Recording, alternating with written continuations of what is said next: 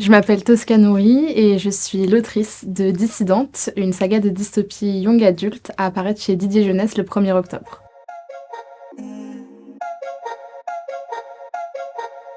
J'ai pas envie de répondre Hunger Games, même si c'est un peu Hunger Games, mais sinon je dirais Cherub de Robert Muchamore, qui a été la première saga que j'ai vraiment dévorée de A à Z et dont je lisais tous les tomes les uns après les autres.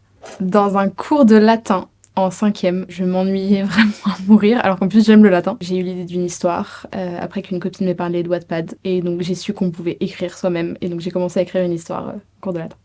Clavier. Mais pour brainstormer, pour poser mes idées, je dirais plutôt crayon, mais ouais, pour écrire, ouais, sinon on n'a pas fini au crayon. Quand je peux, maintenant quand je peux, sinon de préférence le matin, quand c'est posé, on a le temps, on a la journée devant soi. Maintenant quand je peux, quand on est adulte, dans la vie d'adulte, quand on peut.